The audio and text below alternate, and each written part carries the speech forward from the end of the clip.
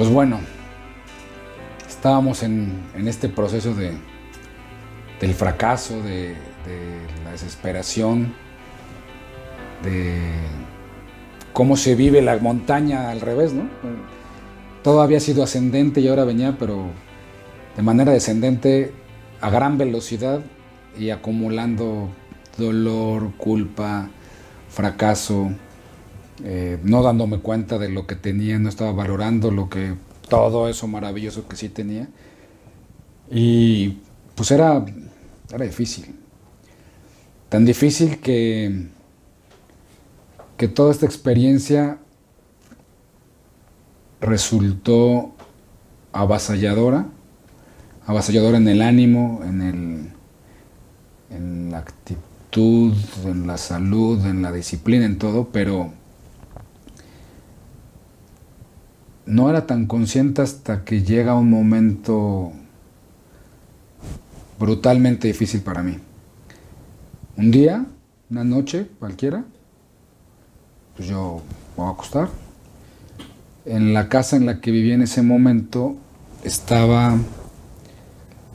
mi recámara estaba como en un tercer piso, por así decirlo, ¿no? Realmente era un tercer nivel, pero pues sí había a lo mejor unos 5 metros de la entrada de la recámara, que había un barandal hacia abajo, porque la entrada principal era un espacio libre desde ahí hasta la entrada principal.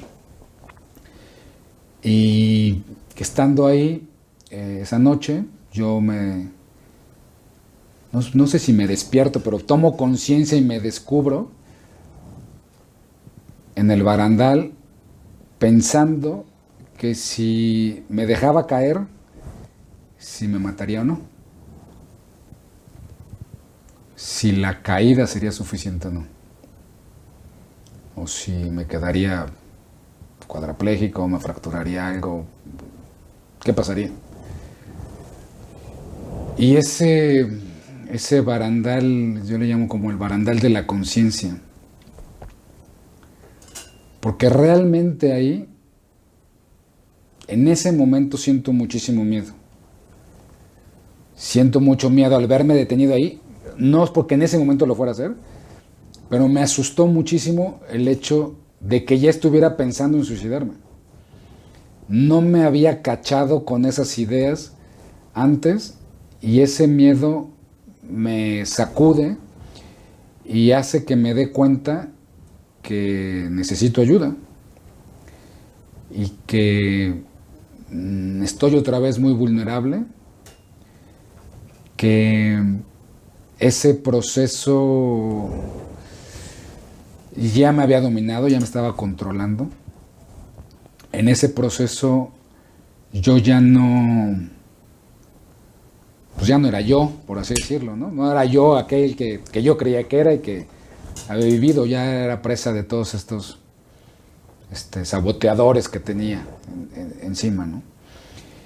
Entonces, pues no me queda más que pedir ayuda y empiezo a preguntar pues por algún buen psiquiatra, un psicólogo.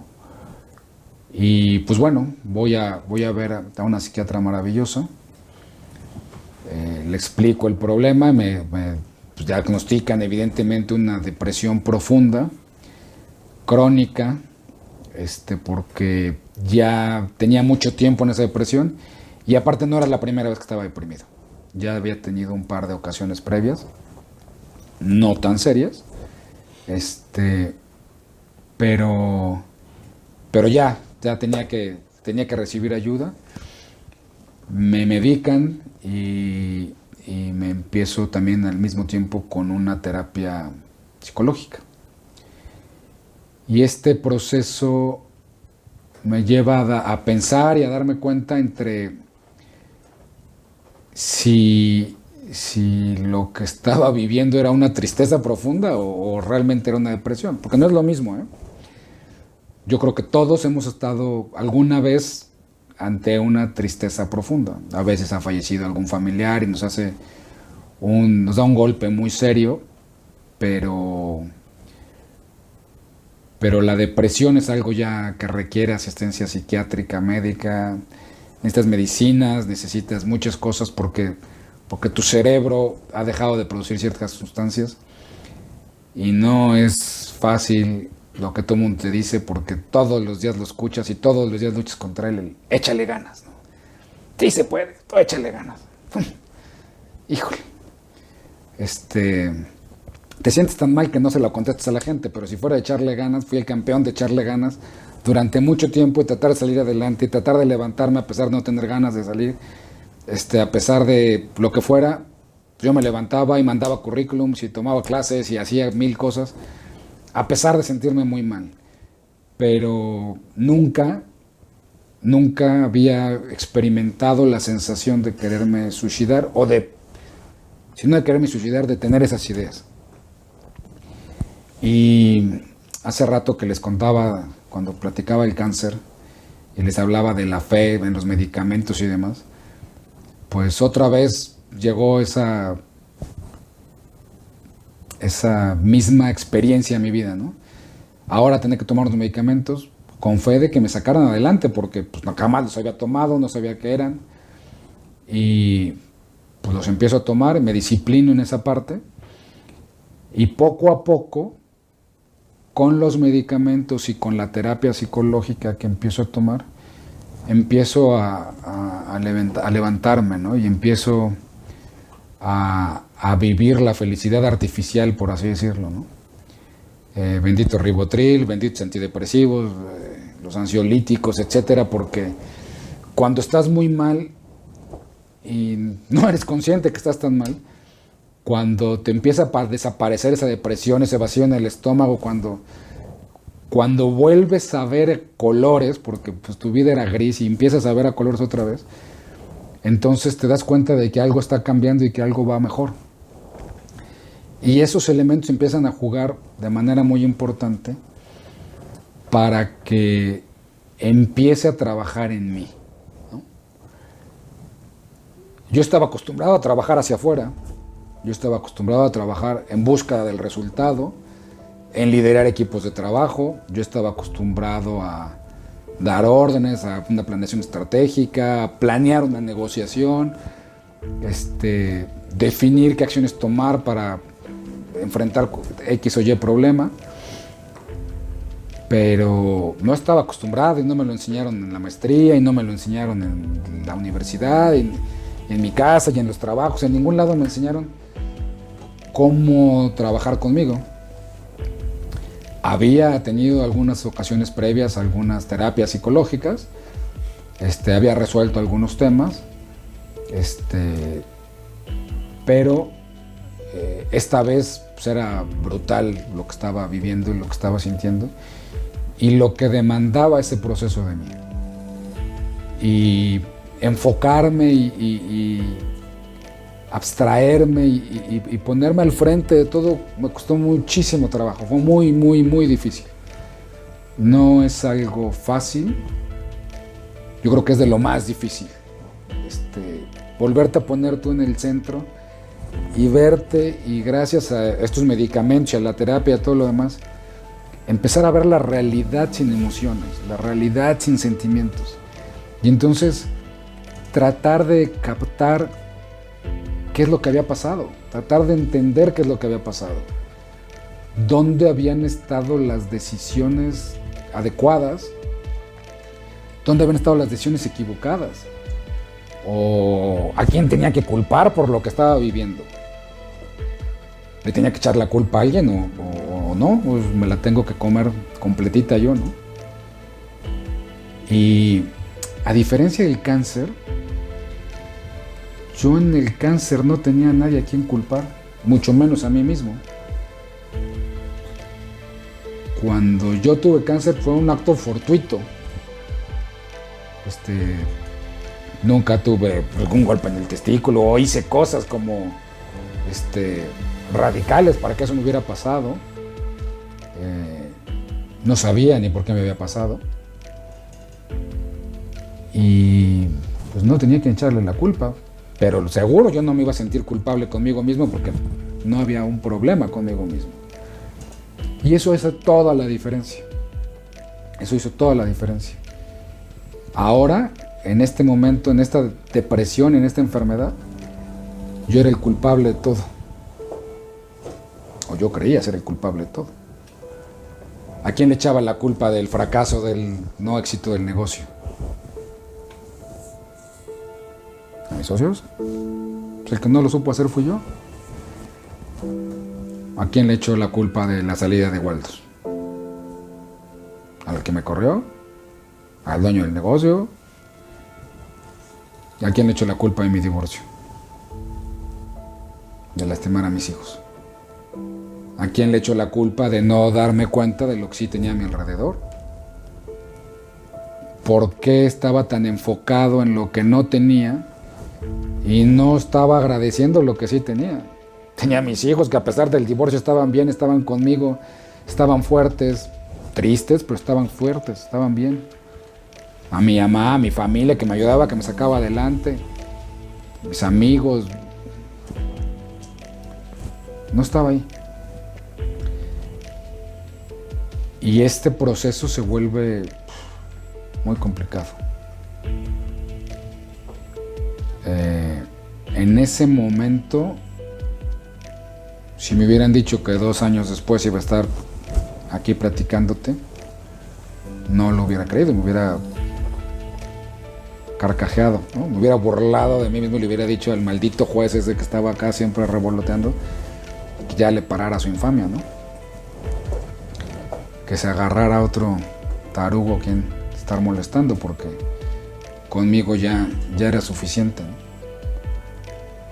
Entonces, pues bueno, estando ahí derrotado y demás, pero con esta ayuda externa de los medicamentos y esta felicidad artificial, como yo le llamo, pues empiezas a remontar, empiezas a trabajar profundo en ti, empiezas a echarte un clavado, evaluar todas las decisiones que tomaste. Te digo, hay que quitarle el sentimiento y la emoción a los datos duros, a los hechos, a las decisiones y asumir la responsabilidad que te toca. Hay que enfrentarlo y hay que irlo trabajando. Con este trabajo es como si te subieras al ring, ¿no? Entonces yo antes era el punching bag de mi conciencia, de ese juez implacable, de ese que me pegaba y me pegaba y me pegaba y acabó con mi autoestima. Pues ahora fue al revés, ¿no? Yo lo empecé a ocupar a él de sparring. Y poco a poco, pues era un round de sombra y ahí íbamos. Y de a poquito, de paso a pasito, pues fui logrando nivelar la pelea, ¿no? Fui dejando de escucharlo y fui dejando de darle importancia. Y al hacer esto pude ir recuperándome, ¿no? Pude ir ubicándome, conociéndome, reconociéndome. Todo este proceso difícil, sin duda, cansado, extenuante, pesado,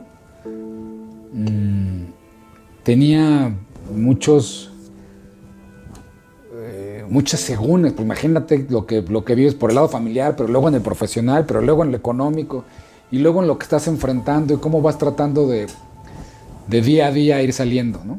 Pues, hay muchas emociones, muchos sentimientos. Nivelas la pelea y poco a poco empiezas a estar otra vez, digamos, en control, estar otra vez en una posición en la que te puedes ver a los ojos, ya te aguantas la mirada, ya sabes quién eres, ya sabes por qué lo estás haciendo, poco a poco. Pero eso te vuelve y te va regresando tu autoestima, y eso es maravilloso. Porque entonces ya no piensas de ti como aquel del tarugo que no supo hacer nada y que engañó a todos. No.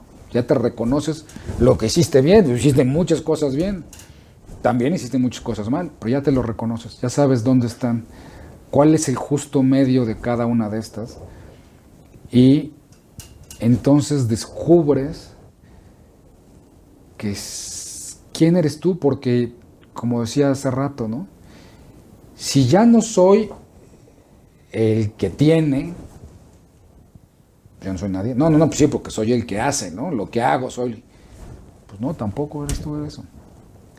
Bueno, pero entonces lo que la gente opina de mí, porque ya me salí de este tema, ya estoy acá. Pues no, tampoco. Entonces, si no eres lo que tienes, no eres lo que haces, no es lo que opinan de ti, pues entonces, ¿quién eres? Y para entender quién eres, pues yo tuve que irme para atrás y buscar mucho más atrás, entender cuál era mi esencia. Mucho, mucho más atrás. Quizás cuando estaba en familia, cuando era un niño, cuando me fui construyendo y fui encontrando mi esencia. Y fui descubriendo en verdad quién era yo. Y entendiendo que en la vida todo lo que fue pasando fueron adornitos, cicatrices, golpes, aplausos. Es una manera de adornar la persona. Pero mi esencia estaba ahí, mi esencia no había cambiado. Seguía siendo esa persona buena que no le había hecho daño a nadie. Seguía siendo una persona respetuosa. Seguía siendo una persona con valores. Seguía siendo un padre de familia responsable. Seguía trabajando para sacar adelante a mis hijos, no importando qué. Estaba agradecido con la gente que estuvo conmigo, infinitas gracias a los que estuvieron conmigo en ese proceso. Hay gente que te ve y no en mala onda se va de tu vida y se aparta. Muchos no saben cómo acercarse a ti, mucho menos cuando estás en ese nivel de depresión. Pero hay muchos que están, te escuchan, algunos te despejean un poco, te hacen cierto reflejo. Pero a todos los que estuvieron conmigo, pues infinitas gracias porque sin duda a lo mejor las cosas no fueron diferentes y no acabaron fatalmente, pues porque a lo mejor me escucharon el día importante y ustedes sin saberlo, ¿no? Entonces, pues me di cuenta que se podía volver a vencer a la adversidad, que por segunda ocasión estaba venciendo a la adversidad, pero desde otro terreno, desde otras circunstancias, con otras herramientas. Sí es cierto que me había olvidado de aquellas herramientas que me ayudaron en el cáncer y en este proceso descubrí otras, pero pues ahí estaban, había coincidencias. Había coincidencias con lo que había pasado en un proceso y lo que había pasado en otro. Entonces, todo forma parte de tu bagaje. Y al principio de esta plática les decía y les aseguraba que aunque no lo supiéramos y aunque no tuviéramos claro el cómo, de alguna manera cuando enfrentamos una adversidad la vida ya nos ha preparado para ella. Y me refería a esto, a que aún sin ser conscientes, pues tú ya tienes tu esencia, tú ya tienes tu naturaleza, ya tienes tus herramientas. Y muchas las seguirás adquiriendo en el camino de tu vida, seguirás teniendo más herramientas. Pero ya estás ahí, ya estás con una situación adversa enfrente y hay que trabajarla. Si te interesa, acompáñame en el siguiente segmento y vamos a platicar de cómo liderar a la adversidad.